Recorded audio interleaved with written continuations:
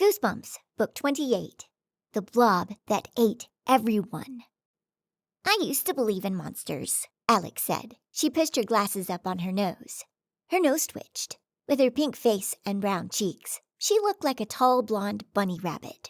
When I was little, I thought that a monster lived in my sock drawer, Alex told me. You won't believe this, Saki, but I never opened that drawer. I used to wear my sneakers without socks. Sometimes I tried to go barefoot to kindergarten. I was too scared to open that drawer. I knew the sock monster would bite my hand off. She laughed. Alex has the strangest laugh. It sounds more like a whistle than a laugh. She shook her head, and her blonde ponytail shook with her. Now that I'm 12, I'm a lot smarter, she said.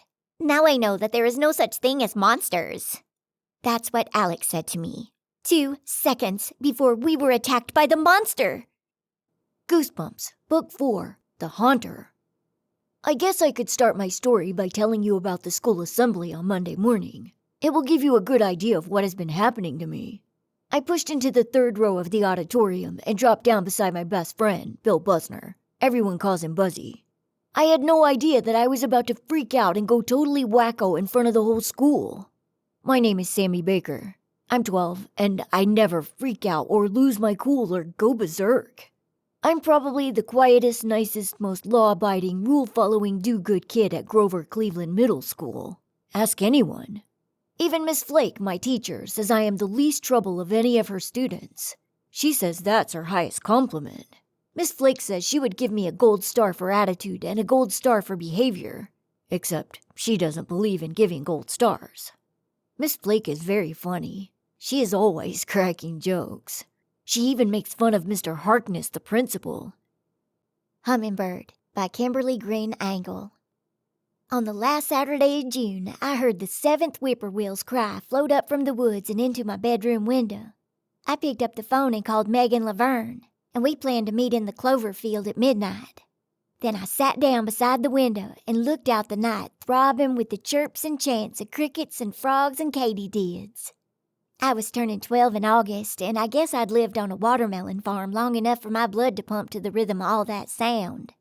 In fact, nights were so loud outside my bedroom window that every summer I forgot there was such a thing as silence. But that night, I heard another sound above and beyond all the racket. It was the faraway clatter and wail of a train passing by the point at Sunnybrook Acres and continuing on through downtown Jubilee. I stared out into the darkness of the fields, wondering where the train was coming from, where it was going. Suddenly I sat up straighter. The sound of the horn had changed a little. Yes, there it was again. It was almost like a voice calling to me. Come! Come! The voice seemed to cry across the distance. I stuck my head farther out into the shadows, now pinpricked with stars, and asked, Where? Where? The Babysitter's Club, Book 1. Christie's Great Idea. The Babysitter's Club. I'm proud to say it was totally my idea, even though the 4 of us worked it out together. Us is Mary Ann Spire, Claudia Kishy, Stacy McGill, and me, Christy Thomas. I got the idea on the first Tuesday afternoon of 7th grade. It was a very hot day.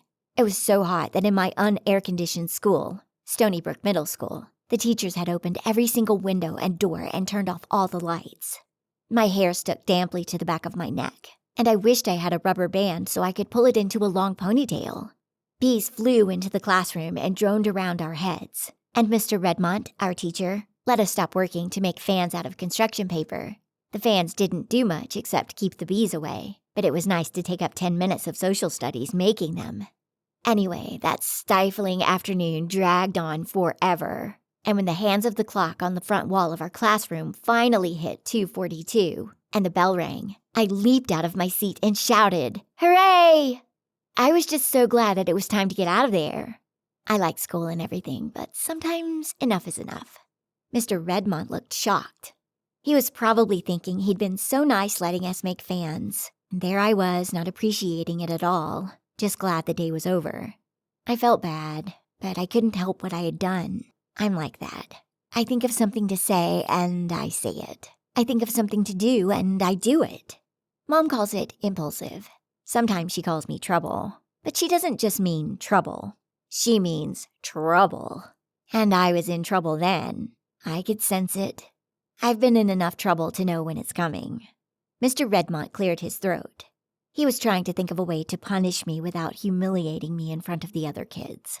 Things like that are important to him. Christy, Mr. Redmont began, and then he changed his mind and started over. Class, He said, you have your homework assignments. You may go. Christy, I'd like to see you for a minute.